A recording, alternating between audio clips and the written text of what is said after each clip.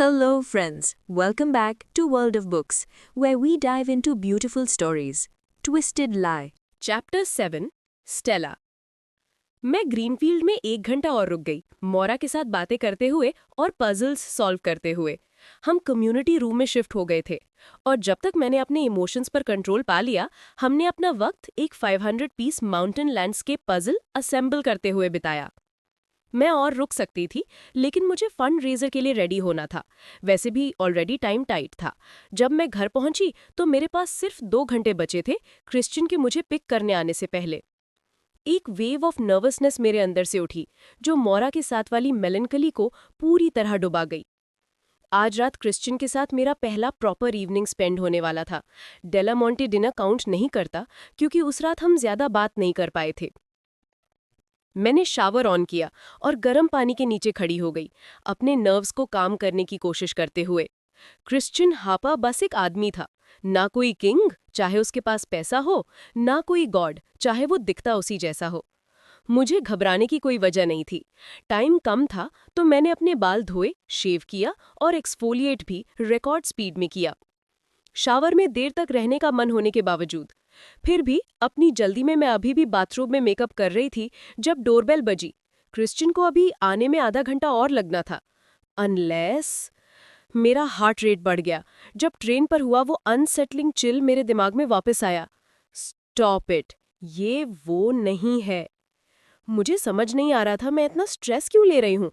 2 साल हो गए थे उसके वापस कांटेक्ट किए। मुझे अपने स्टॉकर के बारे में सोचकर उसे वापस अपनी लाइफ में नहीं लाना था। डोरबेल फिर बजी। मैं थोड़ी उछल गई। क्या ये हमेशा इतनी लाउड होती थी? मैंने अपनी मस्कारा कैप की और लिविंग रूम की तरफ दौड़ी। मेरा दिल 3 गुना तेज धड़क रहा था। It's not him, it's not him. मैं फ्रंट डोर के पास रुक गई, पीप होल से झांका, दिल गले तक आया हुआ था। 1 सेकंड बाद मैंने रिलीफ का सांस लिया और डोर खोला। क्रिश्चियन हॉलवे में खड़ा था। ब्लैक टक्सीडो में यूजुअल से भी ज्यादा डेवस्टेटिंग लग रहा था। उसके परफेक्टली वेवी हेयर और क्लीन शेवन फेस के साथ वो किसी मूवी स्टार की तरह लग रहा था जो ऑस्कर्स के लिए जा रहा हो। एक हल्की सी अवेयरनेस मेरी स्किन पे छा गई।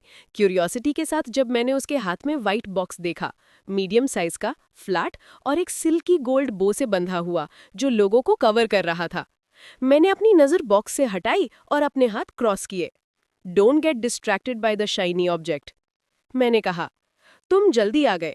रेडी होना मेरा फेवरेट पार्ट होता है किसी भी इवेंट का। कभी कभी तो मुझे तैयार होना इवेंट से भी ज्यादा पसंद होता है। मुझे जल्दी करना पसंद नहीं था, चाहे गलती मेरी है।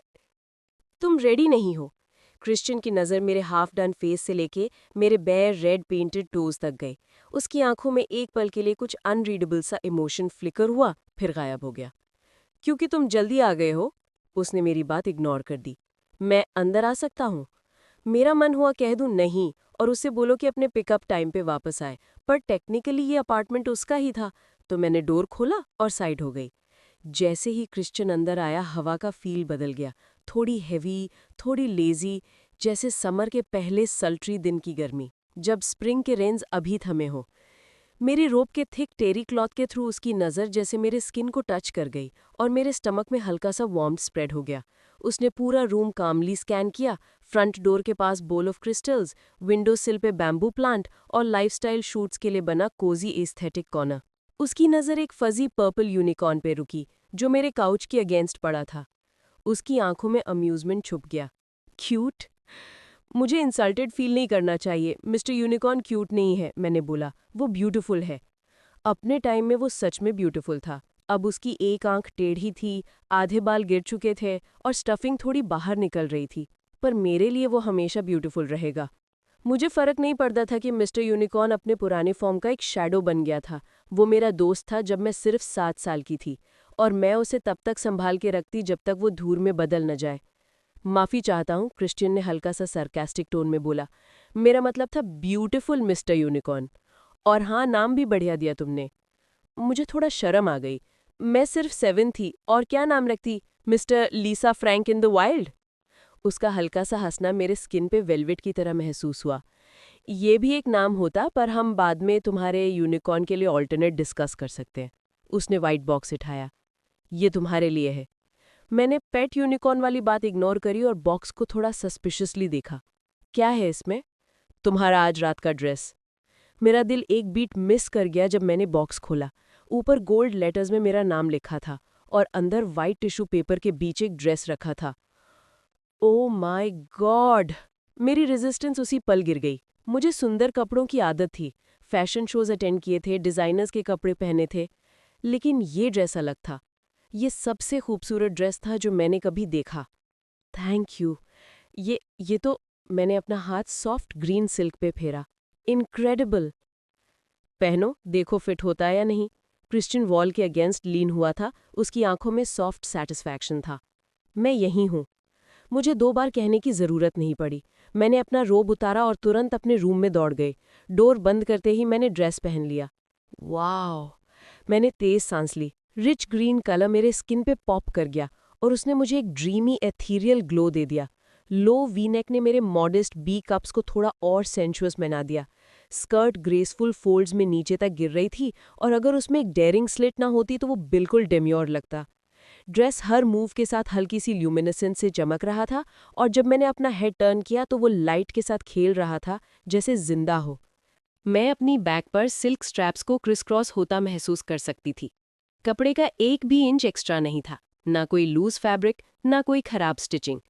क्रिस्टियन ने मेरी मेजरमेंट्स बिल्कुल परफेक्ट ली थी। हर इंच सिल्क का मेरे बॉडी से ऐसे चिपक रहा था जैसे मेरे लिए ही बना हो। मैं यूजुअली ड्रामा नहीं करती, पर अगर मैंने कहा कि मैं इस ड्रेस के लिए मर सकती हूँ, तो वो कोई ओवरस्टेटमेंट नहीं था। ये परफेक्ट था। मैंने रेडी होने से पहले अपने आप को 1 मिनट और दिया, सिर्फ गाउन को अप्रिशिएट करने के लिए। मेकअप चेक, हील्स और ज्वेलरी चेक, क्लच हाँ, फोन, कीज, क्रेडिट कार्ड, एक छोटी सी एगेट स्टोन और लिपस्टिक के लिए जगह थी, चेक।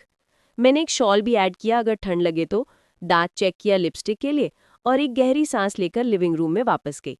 क्रिस्टीन अभी भी वॉल के साथ लीन किए हुए था, हाथ में कोई छोटी सी चीज पकड़े हुए। मुझे समझ नहीं आया वो क्या था, पर जैसे ही उसने देखा हमारी आंखें मिल गईं और मेरे पेट में एक आग सी लग गई। अब वो उस ऑब्जेक्ट को नहीं, मुझे देख रहा था। उसका पूरा ध्यान मेरी तरफ शिफ्ट हो गया था।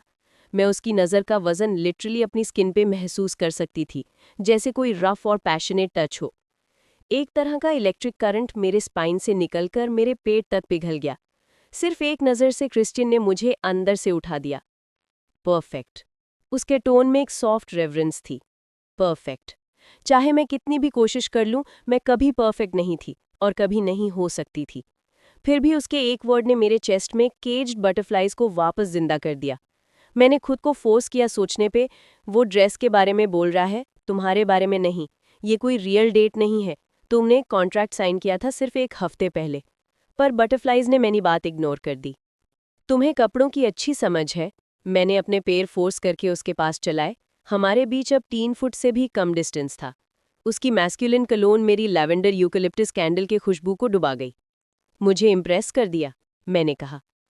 क्रिस्टियन के लिप्स के कोने थोड़े से उठे। ही smiled, his voice low and dark. ये मेरी बहुत सारी टैलेंट्स में से एक है, ही ड्रॉल्ड। उसके टोन में एक हल्की सी फ्लर्टेशन थी, इतनी सेटल, पर मेरी चीक्स गर्म करने के लिए काफ़ी। उसकी आंखों में हंसी थी जब मैंने अपनी चिन उठाकर एक कूल काम कलेक्टेड स्टेयर दिया, जैसे मैं इम्प्रेस नहीं थी। गुड टू नो, मैंने कहा, उसके बेट में आए बिना। अंदर से मेरा दिल तो थोड़ा फ्रीक आउट कर रहा था, पर मैंने दिखाया नहीं। मैंने कैंडल बुझाई, लाइट्स ऑफ की और क्रिस्टियन के साथ नीचे गई। एक स्लीक ब्लैक टाउन कार हमारा वेट कर रही थी बिल्डिंग के बाहर।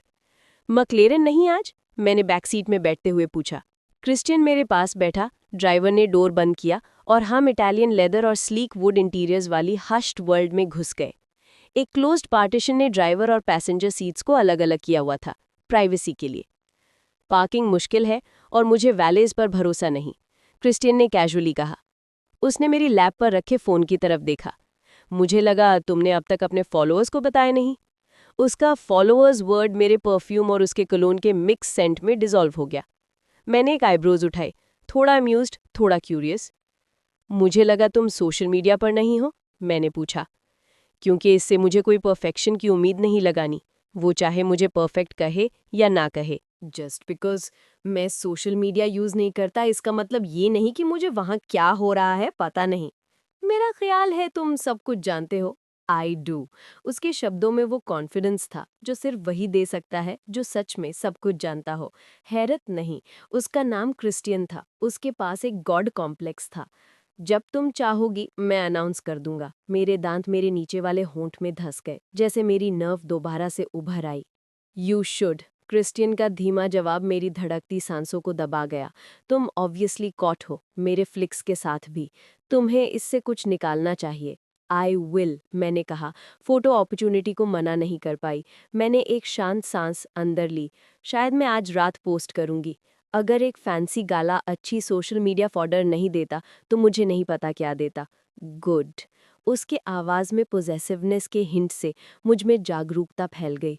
मेरे अपडू से एक स्ट्रे बाल फिसल गया और मेरी आंख के गिर्द घूमने लगा। मैंने उसे हटाने की कोशिश की, लेकिन क्रिस्टियन के जल्दी आने से मैं उसे और हेयर स्प्रे से सेट करना भूल गई थी। मैंने खुद को उसकी टिंटेड रिफ्लेक्शन में देखा। मेरी प्रेजेंट स्टेट मैसियर थी, लेकिन एक अजीब कारण ने मेरे होंठ बंद रखे और मेरे ख्यालों को भटकने से रोका।